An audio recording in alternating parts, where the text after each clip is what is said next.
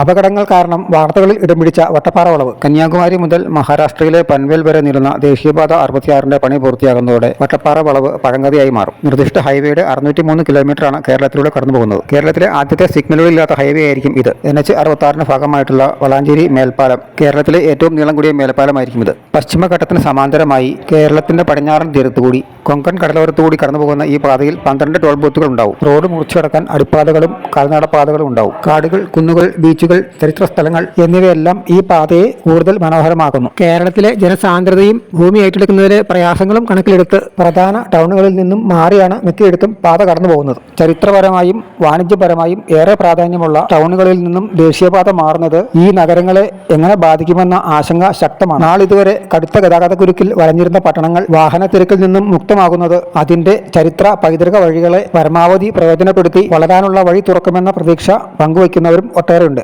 പുതിയ ദേശീയപാതയിൽ നിന്നും സർവീസ് റോഡുകളിലേക്ക് വഴി തുറക്കുന്ന ഭാഗങ്ങളിലെല്ലാം പുതിയ ജംഗ്ഷനുകൾ രൂപപ്പെടും. പശ്ചിമഘട്ടത്തിനും അറബിക്കടലിനും ഇടയിൽ മഹാരാഷ്ട്ര മുതൽ തമിഴ്നാട് വരെയുള്ള 5 സംസ്ഥാനങ്ങളെ 6 വരിയിൽ ബന്ധിപ്പിക്കുന്ന ദേശീയപാതയുടെ നിർമ്മാണം അതിവേഗം പുരോഗമിക്കുകയാണ്. ദേശീയപാത 66ന്റെ വികസനം പൂർത്തിയാക്കുന്നത് കാത്തിരിക്കുകയാണ് മലയാളികൾ. സംസ്ഥാനത്തിന്റെ ഒരറ്റത്തു നിന്നും മറ്റേ അറ്റത്തേക്ക് 8 മണിക്കൂർ കൊണ്ട് എത്താൻ കഴിയുന്ന രീതിയിലാണ് റോഡിന്റെ നിർമ്മാണം പുരോഗമിക്കുന്നത്.